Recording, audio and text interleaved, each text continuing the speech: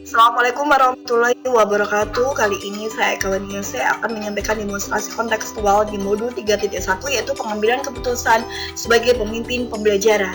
Demonstrasi kontekstual di modul 3.1 ini mempunyai tujuan khusus yaitu CGP dapat melakukan suatu analisis atas penerapan proses pengambilan keputusan berdasarkan pengetahuan yang telah dipelajarinya tentang berbagai paradigma, prinsip, pengambilan keputusan dan pengujian keputusan di sekolah asal masing-masing dan di sekolah atau lingkungan lain. Demonstrasi kontekstual di modul 3.2 ini adalah mewawancarai 2-3 pimpinan kepala sekolah dalam pengambilan keputusan. Jadi hasil wawancara ini adalah untuk mendapatkan sebuah wacana tentang praktik pengambilan keputusan yang selama ini dijalankan, terutama untuk kasus-kasus yang dimana nilai-nilai kebajikan saling bersinggungan atau untuk kasus-kasus dilema etika yang sama-sama benar. Sebagai narasumber yang saya pilih yaitu yang pertama Bapak Ngadiono SPD, Kepala Sekolah SMP Negeri 3 Pamotan. Yang kedua adalah Bapak Miftahul Anam dari Kepala SMK NU Pamotan. Yang terakhir adalah Bapak Suhadi SPD, Kepala Sekolah SD Negeri 3 Pamotan. Assalamualaikum ya Pak. Oh iya Bapak, kebetulan saya jadi kesini di Pamotan. Karena saya koordinasi salah satu apa IP angkatan 6. Hari ini saya ingin melakukan wawancara selama personal kerja Pak Suwedi terkait pengambilan keputusan. Ada mungkin ada beberapa pertanyaan Pak yang ingin saya tanyakan ke Pak Suwedi. Ini pertanyaan ini berkaitan dengan pengambilan keputusan. Ini kan selama ini kalau boleh tahu Pak Suwedi menjadi kepala sekolah di SMP ini dalam kalau di Negeri 3 Pamotan itu saya masuk sini 1 Oktober 2021 sampai sekarang. Sebelumnya di SDN Negeri sini. Jadi semua terus terkait pengalaman di kepala sekolah kan terkait dengan pengambilan keputusan itu kan sering ya Pak, ada beberapa kasus mungkin di SD sebelumnya atau di SD di Pamotan.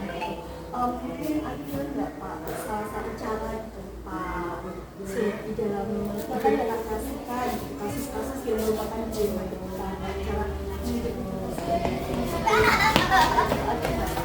Ya, banyak sekali kasus-kasus yang kita di satu sisi sudah positif, di satu sisi sudah positif, dan sekarang kita harus mengambil salah satu mana yang apa yang terjadi. Contoh, anak sini itu ada punya kemudian satu anak yang terjadi satu sisi itu pandai kaligrafi, satu sisi pandai ini dalam menghadapi lomba kita nggak kesulitan karena apa? Satu anak harus satu ini maka perlu keputusan yang tepat agar anak itu sesuai apa yang diputuskan. Misalkan kita ada keputusan di SD di Pamotan ini kan ada ya Pak, ada keputusan yang sama-sama benar sama seperti tadi ada nilai-nilai kebajikan, ada apa ya Pak, kemudian prioritas yang lain gitu, misalkan cara menentukan keputusan itu apakah membutuhkan ini khusus apakah dipublikasikan secara khusus melihat dari sumber permasalahan di sekian atau seperti apa? Kalau kami dari pihak sekolah minta dan kepala sekolah. Yang pertama saya minta pertimbangan dengan guru pembimbingnya. Setelah itu kita musyawarahkan dengan orang. Langkah yang terbaik apa yang ditampilkan anak tadi yang punya kelebihan antara tilawah dan kaligrafi kita coba. Kita beri jangka 5 minggu. Setiap minggu kita rekam tilawahnya dan kita beri tugas kaligrafi. Kita 1 minggu, 2 minggu, 3, 4 minggu kita kumpulkan. Setelah itu kita bawa ke orang tua. Jadi intinya dalam pengambilan keputusan ini ada prosedur ya Pak, Ya. prosedur yang disampaikan dari Pak Sulaki mulai dari mengeluarkan beberapa aspirasi itu jadi kan memang di rapat dan melibatkan orang tua ya Pak, berarti ada prosedur khususnya Pak. Kira-kira ada prosedur lain ya Pak ya di luar itu Pak? Ada. Setelah saya sampai ke orang tua, kita lihat sosial ekonomi budaya. Apa budaya orang tuanya? Bagaimana sosial media? Kita lihat, oh ternyata orang tuanya seorang ulama ini, dakwah ini, kultur budaya kan, nah Islami, itu memang pandai kaligrafi dan kita ngomong-ngomong dengan bincang-bincang lah dengan paling mudah. Ternyata orang tua itu dulunya juga sementara kaligrafinya Tuhan. Kita mempelajari dengan bakat. Mungkin saja saya punya anak-anak, bakat orang tua bisa turun ke anak. Nah, kita pelajari, oh kalau orang tuanya bakatnya tidak, kemungkinan besar bisa menurun anaknya. So, dari kerangkaian 5 kegiatan ini kita tunjukkan orang tua. Oh ternyata kita ambil yang sesuai dengan bakat. Karena suara jarang sekali anak punya suara yang baik. Sementara kalau kaligrafi bisa kita baca. Maka kita potensi kita cenderungkan pada yang jadi ini ya Pak, prosedur yang diambil itu akan berbeda berdasarkan dengan masalahnya Pak. Misalkan contoh yang disampaikan Pak Sultan itu kan tentang masalah ini ya Pak. Iya. Misalkan kalau misalkan terkait dengan Bapak Ibu Pak, misalkan terkait dengan izin atau apakah prosedurnya sama ya Pak. Misalkan contoh yang disampaikan Pak Sultan itu kan tentang masalah ini ya Pak. Iya. Misalkan kalau misalkan terkait dengan Bapak Ibu Pak, misalkan terkait dengan izin atau apakah prosedurnya sama, kira-kira apa ya Pak? paling efektif. Kami sebagai tokoh tidak bisa mengambil secara singkat, nggak bisa. Harus ada prosesnya. Kita minimal pertimbangan dengan itu. Karena ini menyangkut lembaga. Jangan sampai nanti saya ambil keputusan sementara pihak lain tidak cocok. Maka kita ambil keputusan dengan 50-50, jangan sampai merugikan salah satu. Sokor-sokor bisa menentukan berbeda. Ini luar biasa sekali ya Pak Sudi. Pak Sudi juga menerapkan inovasi yang tidak mengambil keputusan sendiri. Jadi saya yakin Pak Sudi adalah yang menjadi kepala sekolah. Karena memang kepala sekolah itu kan banyak sekali ya Pak. Saya manajemen juga menjadi seorang pemimpin banyak kepala ya Pak, pemimpin yang berbeda. Dan Pak Sudi juga Itu memang pengenalan kepala sekolah, tapi kita jangan begitu saja. Dulu kita kerja, kalau sampai memboikot, saya akan kesulitan. Kita ajak bersama, kita butuhkan porsinya masing-masing. Kira-kira selanjutnya apa? Tantangan gitu Pak, tantangan selama pengambilan keputusan atau kita mengambil kita. Pak Sudi mengalami tantangan seperti apa ya Pak? Kira-kira tantangannya Tantangan maksiat. Tapi kita juga punya jalan keluar, meskipun agak berat. Iya, seperti kalau kita guru kita kan, kalau kita mengambil guru lain, sementara pemerintah tidak memperkenalkan mengambil guru tenaga pendidik. Sementara itu kurang. Maka salah satu keputusan yang kita ambil, kita rapat dengan dewan guru, dengan perwakilan komite, dengan apa yang terbaik. Sementara guru kelasnya kan kurang satu, maka ada salah satu guru yang memegang olahraga atau guru maspal, kita jadikan wali kelas untuk sementara sambil menunggu kebijakan pemerintah. intinya Pak Ustadz ini cepat putuskan dan kira-kira apa yang menjadi solusi itu biar cepat gitu loh Pak, kalau ini kayak sesuai dengan situasi dan kondisi, jadi memang responsif dan solid sekali menurut saya. Masalahnya kan menyangkut nasib pembelajaran anak. Jangan sampai kalau pengambilan putusan kami tidak punya jabatan khusus. Jadi melihat situasi dan kondisi yang tergantung ya Pak. Ya. Terus kalau misalkan ada nggak Pak ya misalkan yang faktor apa yang mempermudah gitu dari Pak Sudi dalam pengambilan keputusan di lembaga itu? yang mempermudah bagi kami ya teman-teman rekan-rekan guru kami selalu membantu kami. Iya, karena kolaborasi. Jangan sampai Bapak Ibu guru atau Pak mengambil keputusan dengan kehendak pribadi. Karena apa yang menyangkut pribadi ya. Betul. Jangan sampai kita merugikan pribadi.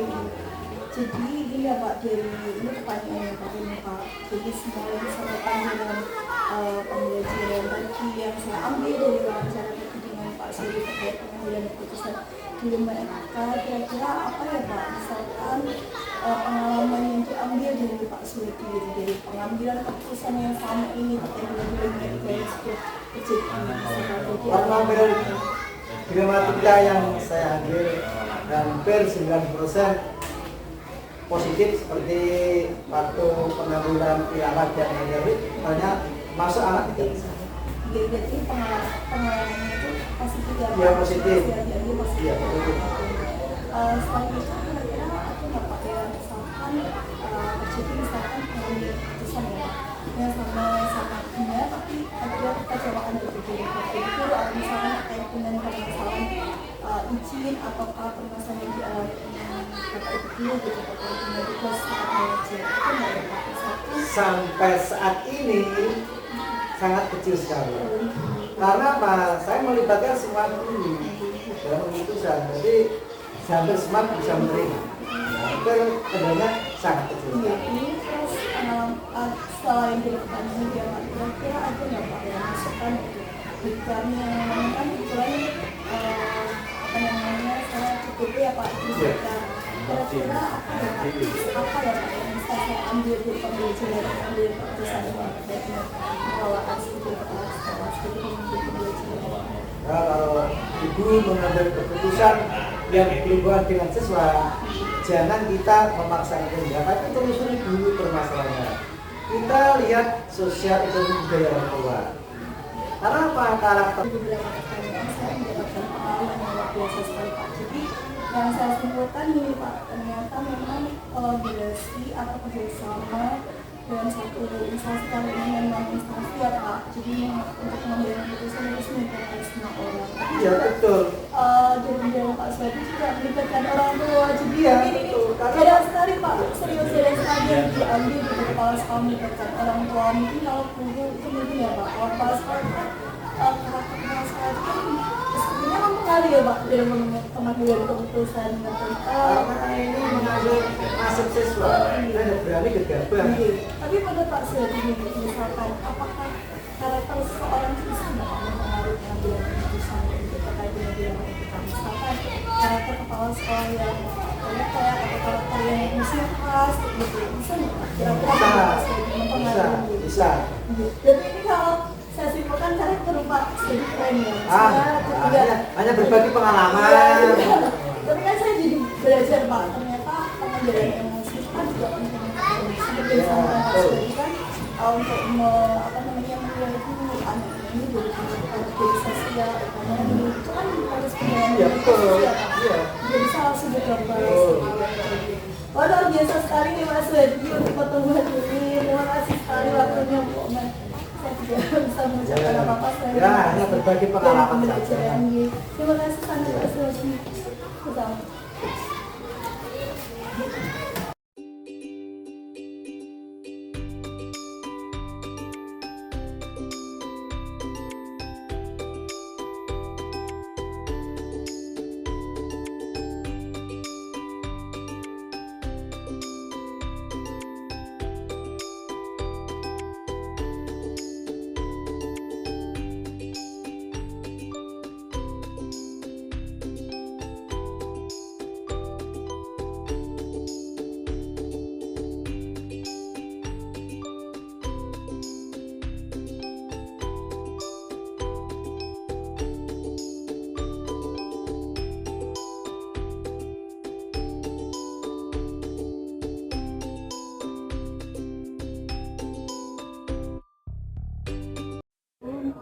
Waalaikumsalam. Sehat nih Pak Anak. Sehat, alhamdulillah. Sebelumnya, Ya. sebelumnya saya minta maaf ya Pak. Iya. Kayaknya pertama kali langsung menuju wawancara gitu. Tapi ya terlepas dari itu memang saya udah lama sih Pak sebenarnya ingin Iya. main ke sini itu terkait apa sih sebenarnya apa yang menarik bisa menginspirasi saya dan teman-teman di SMP itu sama Pamutan. Oh, ternyata sebenarnya berapa jurnalis luar biasa sekali. Itu menginspirasi kami Pak. Jadi Baru Bapak Ibu mencoba, guru Bu. SMP di Pamutan. Mencoba. Jadi apa nggak terasa gitu kan suatu hal yang nggak juga kan Pak, contoh yang realitas tapi nyata dilihat setiap hari itu kan memberikan dampak positif sebenarnya Pak buat saya pribadi dan Bapak Ibu guru mungkin dan sempat juga disebut di rapat oh iya seperti SMK Pamutan yang kayak seperti itu. Oh iya Pak, terkait dengan ini wawancara kali ini yang Ya. menjadi pertanyaan ya Pak, saya ingin menanyakan gitu Pak. Pak Anam sebagai kepala sekolah di SMK ini dalam mengidentifikasikan kasus-kasus gitu Pak yang terkait dengan dilema etika itu gimana Pak untuk mengidentifikasikan?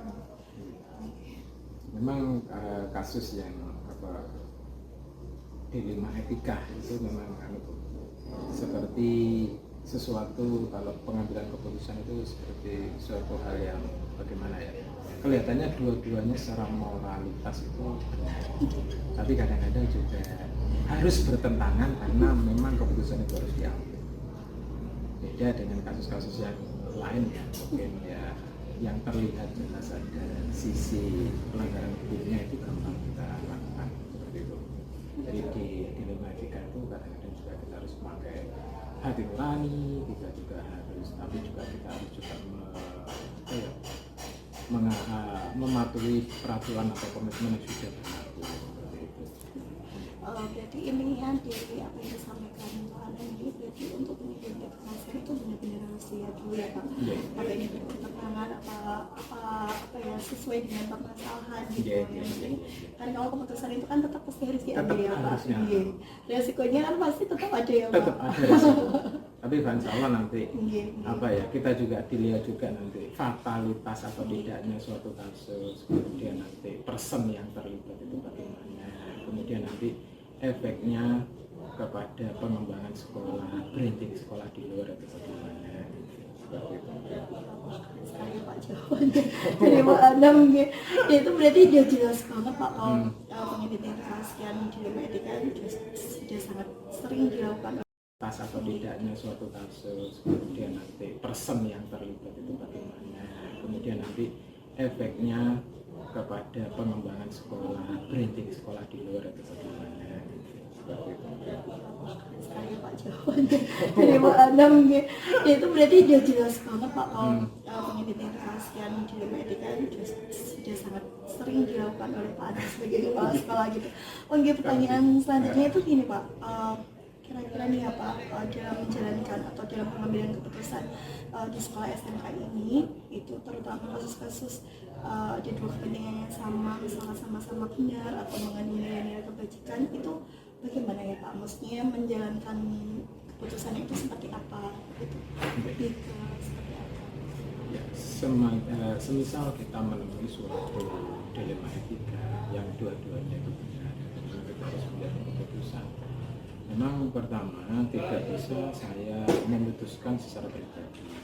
Tetap kita harus berkolaborasi dengan pihak-pihak terkait. Contohnya seperti Bapak Ibu guru yang kita tugasi khusus, seperti mungkin PK atau kesiswaan atau guru piket, yang dimana dalam keseharian atau mungkin yang di dalam praktek sehari-hari itu mengetahui. Nah, setelah mengetahui, kita nanti akan ajak untuk berkomunikasi, berdiskusi tentang bagaimana masalah itu sampai terjadi, dilema etika itu sampai terjadi. Kemudian yang kedua juga kita harus juga mengambil referensi atau saran dari strata teratas kita. Contohnya Yayasan LP Ma'arif atau PP3MNU. Intinya bagaimana nanti kepala sekolah bisa memutuskan suatu keputusan yang bijak, yang tidak berimbas, yang ke arah yang lebih besar, terutama untuk nama baik sekolah. Itu luar biasa sekali nih Pak. Dan ini selanjutnya Pak, berarti tadi saya tidak perlu menanyakan ya Pak, ternyata prosedurnya itu udah jelas gamblang dilakukan gitu Pak. Jadi intinya lebih singkatnya, lebih spesifiknya gitu, misalkan prosedur seperti apa ya Pak yang paling sering dilakukan oleh Pak Anang itu sebagai dalam pengambilan keputusan. Siap. Yang paling sering prosedur yang saya paling lakukan, karena memang setiap masalah itu kan setiap hari akan ada, baik itu yang dilema etika maupun yang masalah-masalah yang jelas kasus pelanggaran hukumnya. Menanyakan ya Pak, ternyata prosedurnya itu udah jelas gamblang dilakukan gitu Pak. Jadi intinya lebih singkatnya, lebih spesifiknya gitu, misalkan prosedur seperti apa ya Pak yang paling sering dilakukan oleh Pak Anang itu sebagai dalam pengambilan keputusan. Siap. Yang paling sering prosedur yang saya paling lakukan, karena memang setiap masalah itu kan setiap hari akan ada, baik itu yang dilema etika maupun yang masalah-masalah yang jelas kasus pelanggaran hukumnya. Nah, di situ tidak ada terus saya jadwalkan A, B, C, D, tapi yang saya jadwalkan adalah permasalahan yang memang urgent, yang harus secepat mungkin kita ambil jalan keluar atau kita ambil keputusan. Dan memang biar tidak merambah kemana-mana, setiap keputusan yang saya ambil tentang dilema etika, baik itu nanti menyangkut siswa, menyangkut guru, menyangkut karyawan dan lain sebagainya, itu biasanya kita langsung rapat internal dengan para wakah, karena semuanya orang nanti akan mempunyai pendapat, mempunyai kebijakan, mempunyai opini sesuai dengan background pengalaman mereka selama ini. Dan di situ nanti Pak Insya Allah saya akan bisa mengambil jalan tengah atau mengambil keputusan yang Pak Insya Allah akan membuat enak semuanya atau win-win solution. Iya betul. Jadi tidak ada yang merasa dirugikan. Tidak ada yang merasa dirugikan. Tapi meski pasti akan berimbas, tapi imbasnya kalau bisa seminimal mungkin. Berarti ini ya Pak, diprioritaskan yang urgent dulu ya Pak. Iya, yang urgent dulu. Yang bisa kita postpone ya kita postpone, tapi kalau bisa, karena apa? Kalau kita levelnya urgent atau tidak urgent, kemudian kita bersumber dari kalau masalah hari ini masalah, karena apa? Nanti kalau yang urgent itu nanti kita tidak selesaikan saat itu juga, nanti imbasnya juga kemana-mana. Gitu sekali. Saya sebenarnya sependapat. Oke Pak, pertanyaan selanjutnya ini Pak, yang paling gitu kira-kira menurut Pak Anang yang paling dianggap paling efektif selain yang disampaikan tadi, mungkin ada ya Pak yang paling menurut Pak Anang itu paling efektif gitu dalam pengambilan keputusan kasus-kasus dilema etika gitu, kayak selain tadi urgent, yang paling penting kira-kira ada nggak Pak yang paling efektif, pendekatannya apa yang digunakan gitu menurut Pak Anang? Jadi untuk dilema etika yang paling aktif dan paling efektif menurut saya tidak lain itu bahwa memang suatu lembaga sekolah ataupun non pendidikan itu pasti punya tata tertib. Putusan yang paling efektif, paling tidak menyakiti, paling mengandung risiko terkecil itu adalah keputusan yang berdasarkan komunikasi yang menggunakan hati nurani. Jadi komunikasi, karena tidak ada suatu permasalahan, suatu kasus yang tidak bisa terselesaikan dengan komunikasi yang memakai hati nurani. Baru opsi kedua, baru kita memakai peraturan yang kita sepakati. Jadi setuju ya Pak, kalau manusia harus bisa memanusiakan manusia. Iya, manusia. Istilahnya manusia harus bisa memanusiakan manusia. Karena apa? Kita nggak tahu lah. Mungkin hari ini dia melanggar secara ekstrim, tapi Gusti Allah memberikan sesuatu, kesadaran buat sesuatu. Nah itu nanti. Karena yang membolak-balikkan hati manusia itu ya hanya Allah kan. Bukan dibalik. Iya betul. Jadi jawaban ini di luar ini Pak, di luar. Jadi kita tidak menabrak aturan tetap kita taati, tapi ingat keputusan yang terbaik adalah keputusan yang berdasarkan suara Tuhan atau suara hati nurani. Jadi ini apa ya, udah seperti ini ya Pak, untuk saya juga belajar banyak Pak, ternyata memang memanusiakan manusia itu kan juga di segala bidang, termasuk sebagai seorang pemimpin yang keputusan itu Pak. Kira-kira nih Pak, selanjutnya tantangan gitu Pak, tantangan dalam pengambilan keputusan dalam dilema etika apa ya Pak tantangannya? Iya. Tantangannya memang yang saya sadari Bu ya, tantangannya ini tantangan dan memang saya rasakan sendiri bahwa tantangan itu saat dilema etika itu di situ terdapat unsur person yang terlibat. Person yang terlibat, sedangkan yang terlibat person yang kena dilema etika itu adalah orang-orang yang notabene kita berikan tugas khusus atau orang-orang yang jadi tangan kanan kita. Itu sulit banget. Satu pihak saya harus menerapkan fairness, keadilan, tapi di lain pihak itu adalah orang-orang yang dari awal berkomitmen untuk membangun, untuk membangun dan mengembangkan SMK.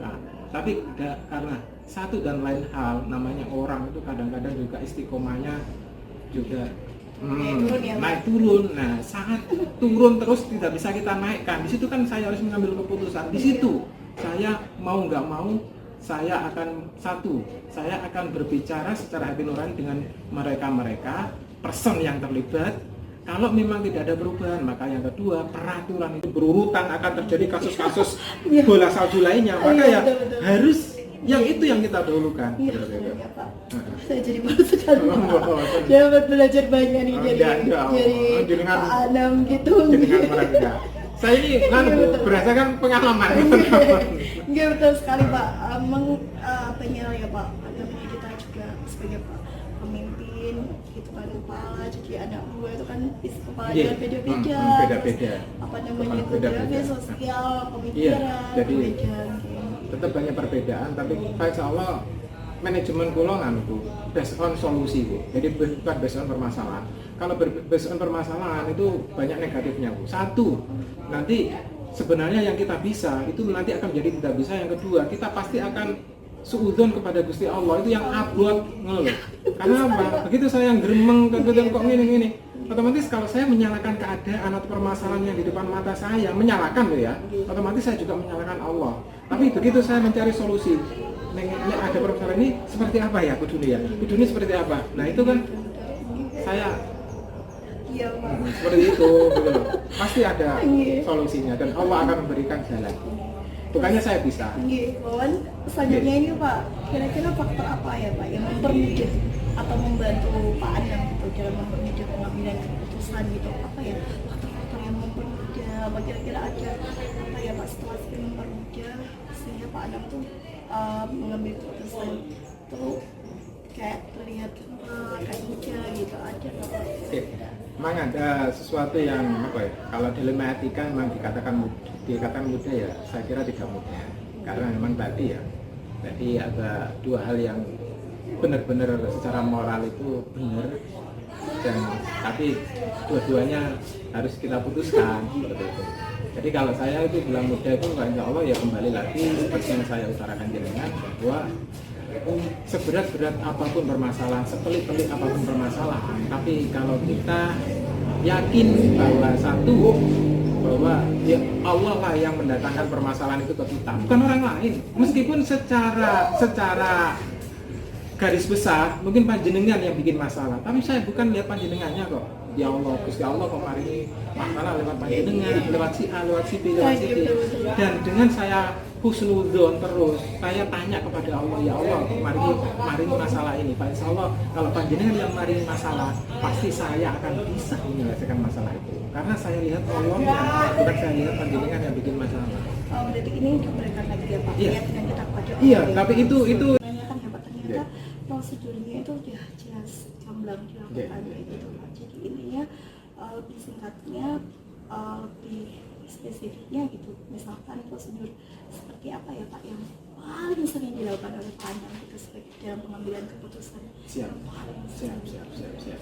Yang paling sering prosedur yang saya paling lakukan, karena memang setiap masalah itu kan setiap hari akan ada, begitu yang dilema etika maupun yang masalah-masalah yang jelas kasus pelanggaran hukumnya. Nah, di situ tidak ada terus saya jadwalkan A, B, C, D, tapi yang saya jadwalkan adalah permasalahan yang memang urgent yang harus secepat mungkin kita ambil jalan keluar atau kita ambil keputusan. Dan memang biar tidak merambah kemana-mana, setiap keputusan yang saya ambil tentang dilema etika, baik itu nanti menyangkut siswa, menyangkut guru, menyangkut karyawan dan lain sebagainya, itu biasanya kita langsung rapat internal dengan para wakah, karena semuanya orang nanti akan mempunyai pendapat, mempunyai kebijakan, mempunyai opini sesuai dengan background pengalaman mereka selama ini. Dan di situ nanti Pak Insya Allah saya akan bisa mengambil jalan tengah atau mengambil keputusan yang Pak Insya Allah akan membuat enak semuanya atau win-win solution. Iya betul-betul. Jadi tidak ada yang merasa dirugikan. Tidak ada yang merasa dirugikan. Tapi meski pasti akan berimbas, tapi imbasnya kalau bisa seminimal mungkin. Iya, berarti ini ya Pak, diprioritaskan yang urgent dulu ya Pak. Iya, yang urgent dulu.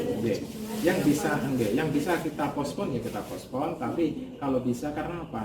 Kalau kita levelnya urgent atau kita urgent, kemudian kita bersumber dari kalau masalah hari ini masalah karena apa, nanti kalau yang urgent itu nanti kita tidak selesaikan saat itu juga, nanti imbasnya juga kemana-mana. Gitu sekali ya. Saya sebenarnya sependapat.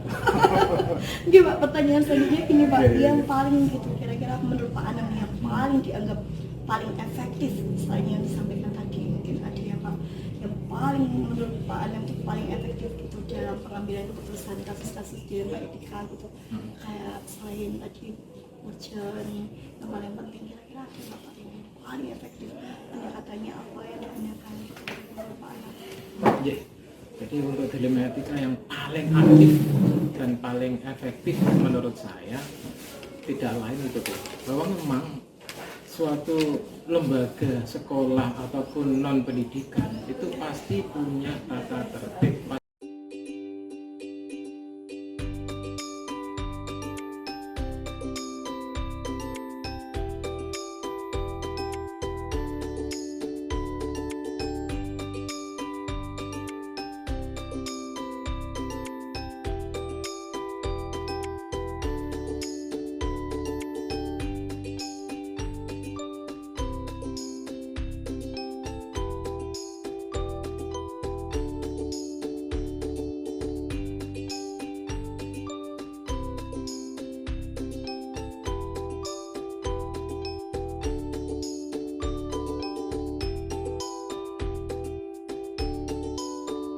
Analisis praktik pengambilan keputusan dilema etika dari hasil wawancara pimpinan terkait pengetahuan tentang 4 paradigma, 3 prinsip, dan 9 langkah pengujian.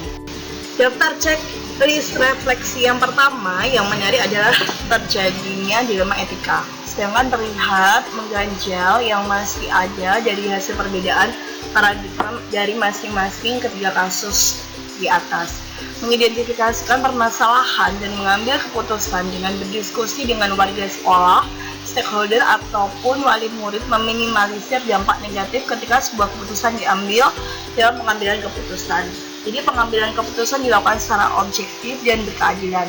Hal yang menarik lainnya adalah adanya pola yang hampir sama dari cara pengambilan keputusan. Kedua, kepala sekolah yang saya wawancari dari 1, 2, 3 jika dibandingkan dengan yang saya pelajari di modul 3.1, kedua kepala sekolah sudah menerapkan beberapa hal mengenai 4 paradigma, 3 prinsip, dan 9 langkah pengujian. Hanya saja belum semua dilakukan, terutama pada uji benar atau salah dilakukan terutama, dan investigasi opsi trilema para pemimpin tersebut sudah menerapkan prinsip pengambilan keputusan.